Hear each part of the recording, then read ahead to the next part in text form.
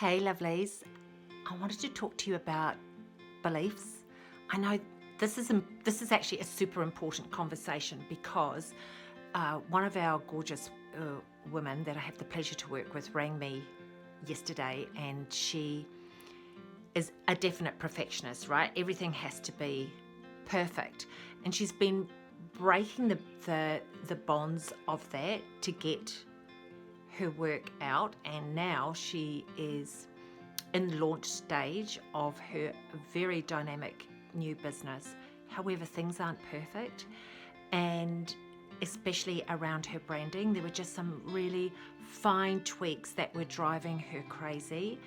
And what this client was doing is that she was endeavoring to align with it's good enough, because she had been told by somebody else, someone who actually we both admire in the coaching field, that good enough is better than procrastinating on waiting for perfection, which is true, and just get into action, right? So she was consistently getting into action. However, her soul was not aligned with how her branding was showing up.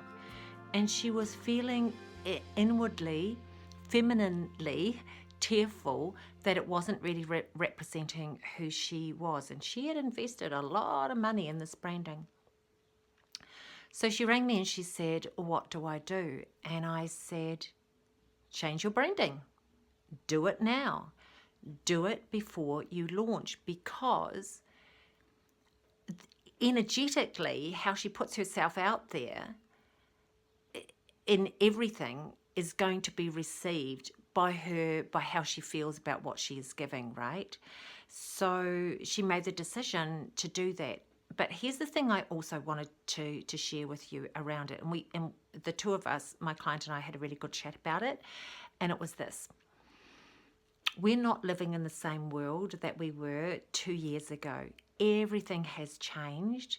People are coming from more heart, desiring more authenticity, leaning into people who are real and who give from their heart and soul.